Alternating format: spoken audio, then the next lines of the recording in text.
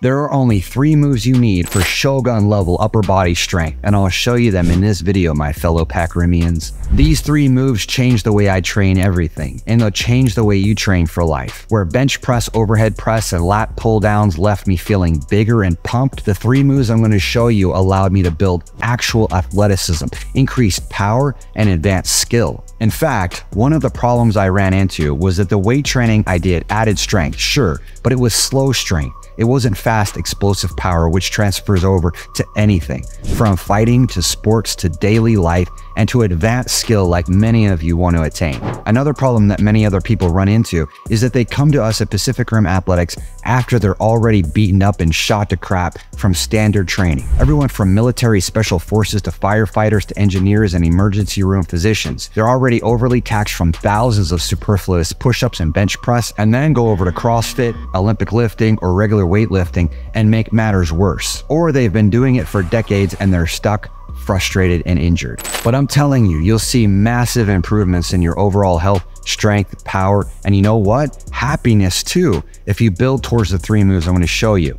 And you'll be feeling 25 in Pac-Rim years. If you can't do this first move, a handstand push-up without the wall, your upper body is nowhere near what it could be, including your traps, shoulders, and triceps. But if you're not there yet, don't worry. We'll help you get there. Now, a critical mistake is to assume that this pinnacle move is the end-all be-all, and that if you can't do that, well, that you're somehow not good enough or not naturally strong enough. Don't believe those lies. It's actually the accumulation of training across dozens of progressive moves that build the handstand push-up that people are missing. So just inside this first move is at least a dozen other moves, from the push-up, push-ups at all angles, pyramid push-ups, dips, to dips at all angles, planche push-ups, bridge push-ups, to finally a handstand push-up. The shoulder is designed to move at all angles and push at all angles. So why not train this way? An easy entry point training protocol is 5 sets of 20 reps of pyramid push-ups, touching your head all the way to the floor and keeping your legs straight in full stretch on your hamstrings. Report back in the comments how far you got with that and what it felt like. Another critical mistake is thinking that muscle bulk is demonstrable of strength and power. There's this guy that dresses up like a janitor and goes and outlifts all these huge bodybuilders at various gyms, which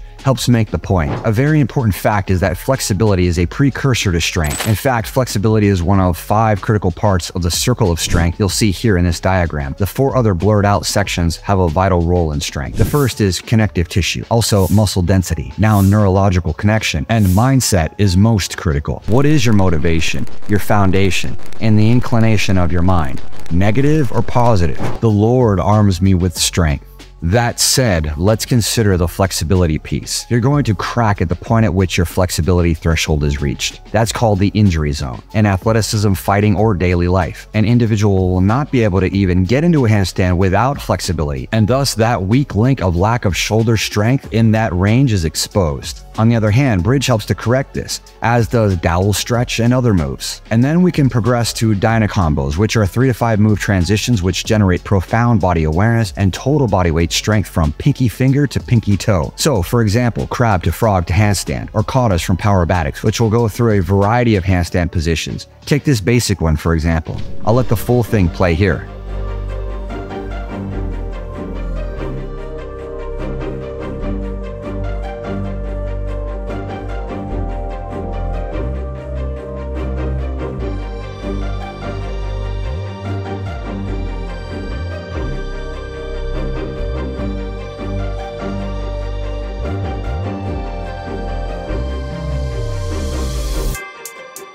And one of the main things is not mistaking videos for actual instruction. Our best students are the tortoises who just go step by step, like Clayton, who was our first level 10, and Venny, who became level 10 in Ninja Strength. Matter of fact, he had to have full-blown rotator cuff surgery. And even though he had faced multiple hip surgeries and a spine surgery in the past, the shoulder surgery was a really tough time for him. But you know what? 10 weeks later, and he was already back at a 1-minute long handstand.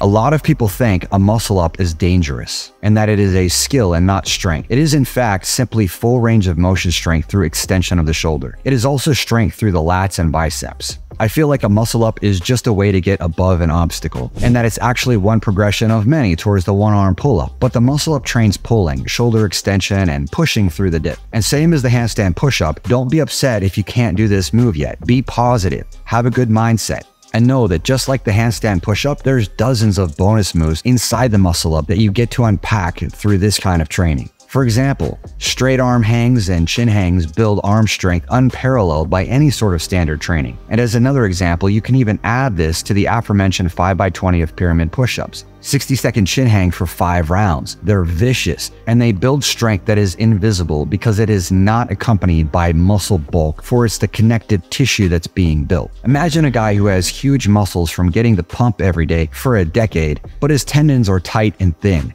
Compare that to a guy who's relatively thin, maybe even a layer of fat, but his tendons are strong, dense, and unbreakable. That's a person with a handshake for sure. But a good thing can be overdone. A common mistake I see is people focusing way too much on the handstand push-up and the muscle up. Basically, they turn into muscle up heads. You know, like how people start weightlifting and then become meatheads. Once that strength is built, move on. I see people many times, however, that don't feel like a workout is complete without doing 10 muscle ups because they're fun, they make you look cool, and you feel strong. But in reality, we should be working on whatever is weakest while also continuing to go up levels. What do I mean? Well, let's go back to the handstand push-up. How about we progress that to a hollow back and really work the flexibility of the shoulders? Or for the muscle up, how about we take it to a back roll muscle up or master a full ninja strength kata, which is way more difficult than a few reps of muscle ups. Now, these two moves are great, but guess what? They don't build power. So let's talk about the third move. Something I found to be absolutely phenomenal to building power. It's not a movement so much as it is a principle because you can do it with anything. It's called blocking. It's anything done where you strike the surface of support. For example, plank hops all the way to push-up hops and even handstand hops. As a matter of fact, this is how you generate power for a knockout punch. It's not weightlifting. It's not strength. It's body alignment and holding that alignment as you apply speed. It's exactly the same for tumbling, where your hands strike the ground with force and then your feet hit the ground just like you're kicking somebody. Anywhere your body buckles, that's where power is lost and weak links are exposed. Every person all the way up to Olympic athletes, if you play it slow-mo, it'll show small bends in their body and that's where power is lost. And for starters, we could use plank hops and then handstand hops for up to 50 reps. Flares are an excellent example of what this can accumulate into, and then dyna combos and katas. But what about core specifically?